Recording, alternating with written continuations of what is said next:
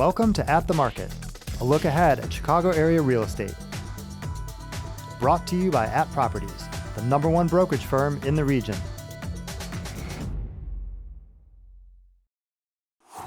Welcome to At the Market. I'm Peter Olesker with At Properties, and in this episode, we're going to be taking a look back at the very strange year that was 2020. We're going to be talking about the changes to real estate brought about by COVID-19 and whether or not those changes will endure. As usual, I'm joined by At Properties co-founders and co-CEOs, Thad Wong and Mike Golden. Welcome back, guys. How are you? How you doing, Peter? Good to see you again, Peter. Yes, good to see you guys. Well, here we are in the home stretch of what has been obviously a year that no one would have ever predicted. If you could sum up the year in real estate in 30 seconds, what's your take? Mike, let's start with you. Sure. I can actually sum it up in one word. I'd say gratitude. To say that we are grateful for where we are right now, especially where we thought we were going to be, and especially given where many industries and many people are at right now, is a massive understatement. So, we've had a very, very solid year, and our industry has definitely been one of the shining lights. So we're very, very grateful. Dad? I would say home, and home includes family, whether they're under the same roof or whether you're just on FaceTime with them. We've all spent so much time at home. The value of home has gone through the roof to us, and the opportunity we've had with our family members, especially those that live with us, because we've had so much time at home. For sure. Well, we're talking about the changes to the market that have occurred as a result of COVID. And one of the big changes that we saw this year was a shift in seasonality because of the pandemic. So summer became the new spring, fall became the new summer, and now we're heading into winter. And Lawrence Yun, who's the chief economist of the National Association of Realtors, predicted that this would be one of the busiest winter seasons on record. So I want to ask you guys from where we are right now in December until, say, February, when we would see the traditional start of the spring selling season, do you agree or disagree that this will be a very, very busy winter for real estate? Mike? Just judging from the momentum that we continue to have in now December, I think that there's no doubt that we're going to have a very, very busy winter.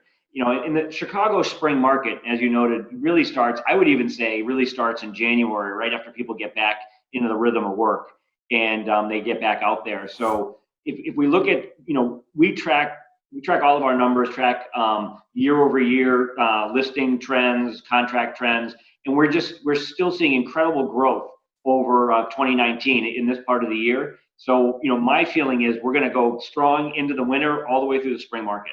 How might this latest surge in COVID impact the market over the next, let's say, 60 days?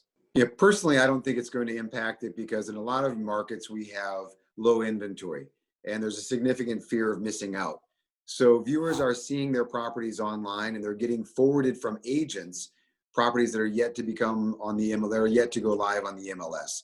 So I think because of a shortage of inventory, you're not going to see COVID slowing it down. And in reality, we've learned to live with COVID, right?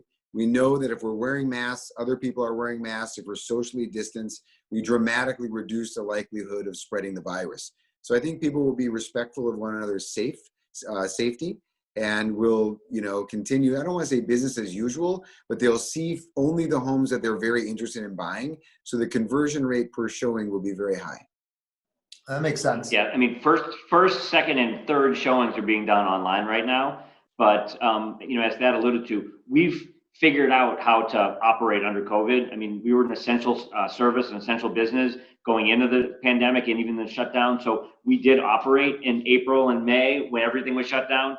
And I think that we've really refined and figured it out to do it in a safe and comfortable way for people. And I just don't see any additional lockdowns or changes really affecting our business from that perspective. Okay. A couple weeks ago, there was an article in the Wall Street Journal that said, when the pandemic settles down, so too will the housing market. Do you agree or disagree? Thad?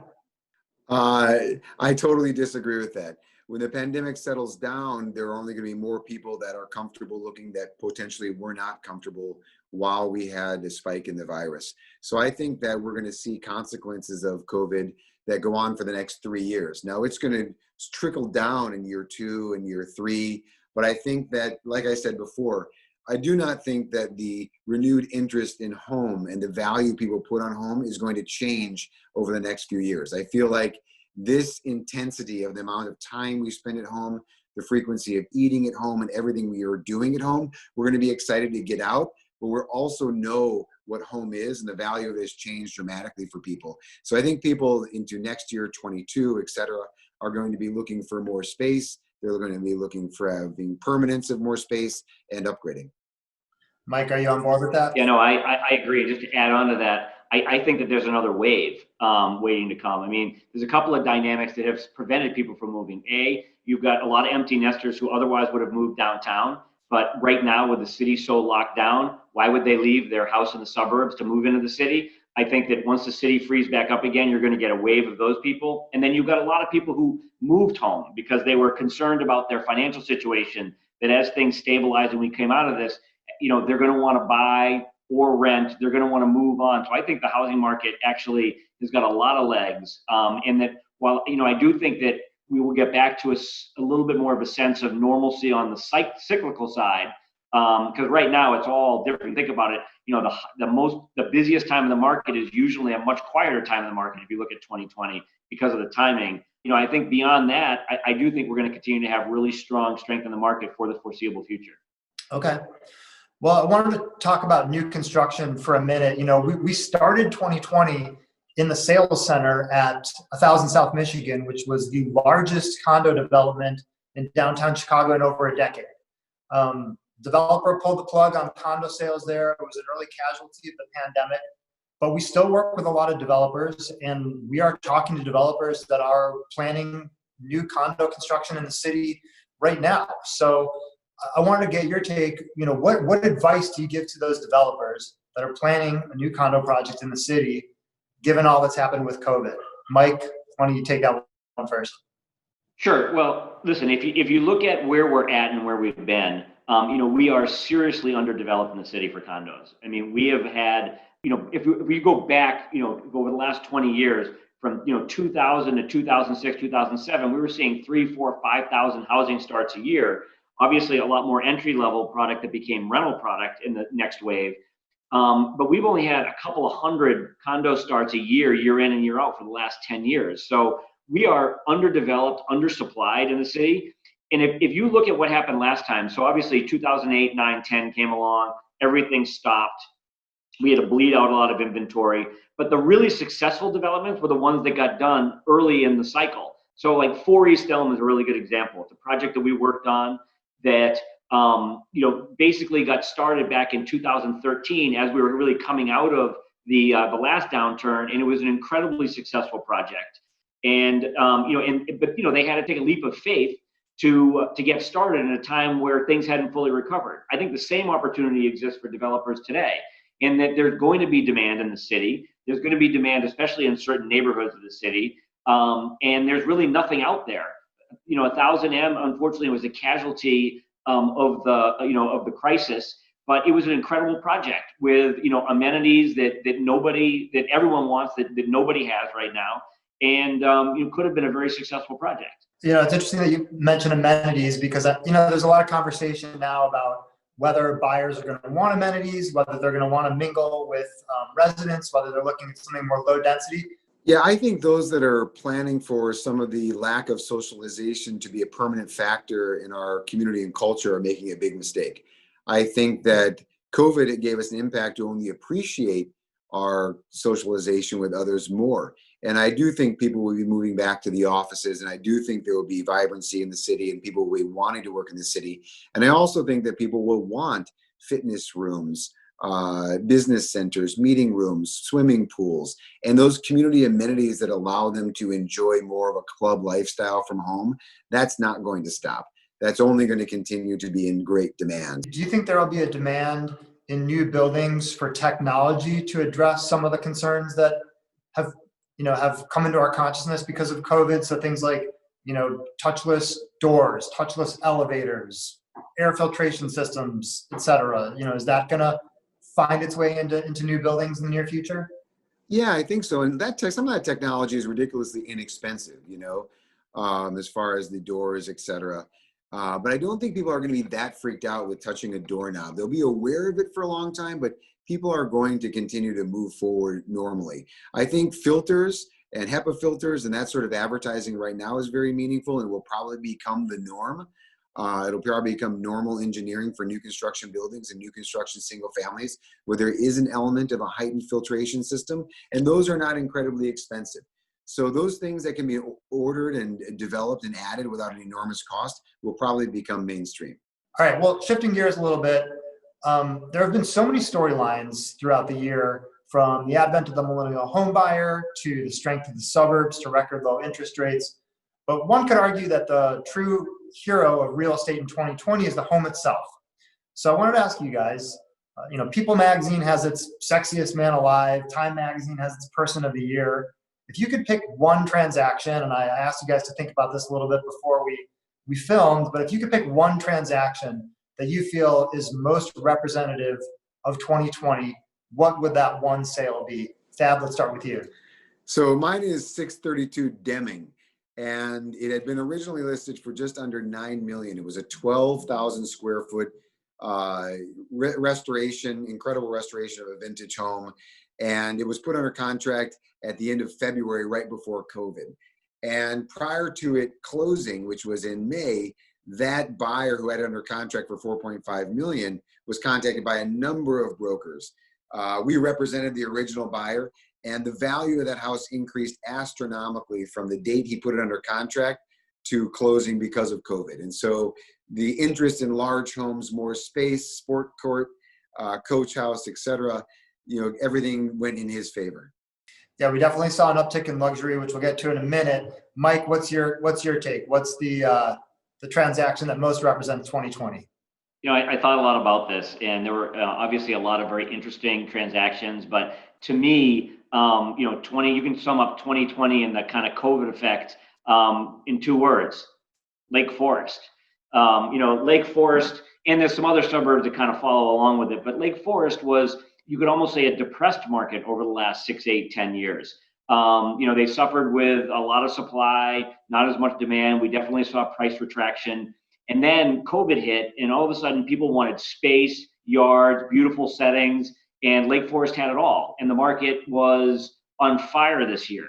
And, again, I use Lake Forest as an example, but you could say the same thing about Highland Park, another market that maybe not quite as expensive or quite as hot as Lake Forest was, but was definitely underserved and somewhat depressed for a while, and again, went on fire this year. So I think examples of certain suburbs, massive turnarounds from where they've been for like literally a decade is a great example of what kind of COVID brought. Yeah, all of a sudden there was tons of elasticity in so many different markets. I mean, just recently Cranes wrote about Villa Park. So it wasn't only in the luxury, North Shore or DuPage County suburbs. We've seen it all over the place in Chicago suburbs this year. So I mentioned we were going to talk about luxury. 2020 was a surprisingly strong year for luxury. We saw 5 sales. We've seen so far year to date 5 sales over $8 million. There were none in 2019. We've seen 50 sales over $4 million. Half of those have been in the city, by the way. So, we talk about the city really lagging, but on the luxury side, doesn't seem to be so much the case. Again, I gave you guys a little bit of homework. I gave you a list of the 10 most expensive homes on the market right now. We'll put them up on the screen. They include a $45 million mansion in Lincoln Park on Burling Street. There's an $18.75 million mansion in the Gold Coast on Burton. We've got an estate in Barrington, a couple of penthouses on Lakeshore Drive. Michael Jordan's home, which has been on the market for about 9 years in Highland Park, list price of $14.855 million, which coincidentally adds up to 23. We've got a mansion in Lincoln Park at $10.95 million on Howe Street, and there's also an estate in Lake Bluff on the lake, 320 feet of lake frontage, 3 acres, listed at just under $10 million. So Mike, let's start with you. Which one of these homes sells first, and which one of these homes sells last? Yeah, it's a tough one because there's some pretty amazing houses on here at some pretty amazing price points. My gut is which one sells first. I think it's very possible that the house in Lake Bluff on Shore Acres sells first. $10 million with that much lakefront. It's a beautiful setting, beautiful piece of property. And lakefront has been super hot up on the North Shore. So I think that if I got to pick one, I'm going to go with Shore Acres for the first sale. Okay. You want my never sale? Yeah. At $17.8 million, I'm going with Barrington. I don't care how big or how nice that house is. And listen, Barrington's been on fire, but not at $17 million or $18 million. No way. Thad, how about you? What sells first? What sells last? Well, because of bias, I'll pick a couple that sell first. There's a phenomenal home, 2 homes on Burton between State and Dearborn that are one of a kind. And the listing on How at 10.95, which is listed by my wife, which makes me biased. I think those 3 houses are great values in the ultra luxury. And it's negative to say something will never sell, but you're asking me. I will have to say the listing on Burling at 45 million will never sell at 45 million. I think at the end of the day, it will sell closer to a land value of the low 20s. And that's going to be tough for that seller to swallow. We'll put these predictions into a vault, and whoever wins, I'll buy you a pizza. Pepperoni. Noted. All right, moving on. Last episode, Grace Goro-Okagi sat in with us, and we were talking about the city. And she said that she had clients that were taking advantage of buying opportunities in the city because the city has been down. If you were looking at opportunistic investment plays in the city, what would you have your eyes on right now? Thad, what's your take? I think condos in the Gold Coast and River North and Streeterville are the best buys ever that we're going to see for a long period of time. I do think there's going to be a reemergence in those neighborhoods, and there are some amazing deals right now. How about you, Mike? Well, I'll get specific, and I'll say if you're going to buy and you want some of the best values in the city right now, buy a Trump Tower. Because that building, that effect will go away, and it's an amazing building with great amenities, great everything, awesome views. I think that those values are depressed for reasons that have nothing to do with the real estate, and it will come back. Yeah, Trump is an interesting one. We talk about low inventory in a lot of market areas, but Gold Coast, River North, Streeterville, the Loop, we all know that there's actually pretty high inventory there. And then you go building by building, Trump and some others, there are dozens of units for sale right now. So it is a good place to pick up a deal. But finally, I wanted to wrap up. There have been so many changes this year, and I think we're all hoping that many aspects of pre-pandemic life return. But I wanted to get you guys' thoughts on what's one change that we've seen in the real estate market this year because of COVID-19 that will last forever. Thad? It will last forever. I don't think anything lasts forever, but I think that will last for a long time is the percentage of income that is spent on housing. I think that nationally, that's going to go up considerably. I don't know if we'll quite get to 50% where Europe kind of hovers, but I think that a much larger percentage of income will be spent on housing, and people will be very satisfied with that expense. And Mike, how about you? What do you think is one thing that's changed forever in the real estate market as a result of COVID? Again, I don't think anything changes forever, so that's a tough one. But in terms of what's going to be residual for a while, I think that the pure value of home is going to stick around for a while. I don't think people are going to forget this period of time very easily. I think that we'll move on because we're resilient. Human beings are resilient, and we're social people. So I do think we'll move on. I don't think we'll completely forget. So I think the value of the home will stick around for the foreseeable future. Sure. I agree. And I want to thank you guys and congratulate you on making it through 2020 and congratulate all of our viewers out there. We really appreciate you watching. We wish you a very safe holiday, healthy holiday, and a good new year. So thank you very much. We will see you in 2021 at the market. Thanks, Peter. Thanks, Have Peter. a good holiday and wear your mask.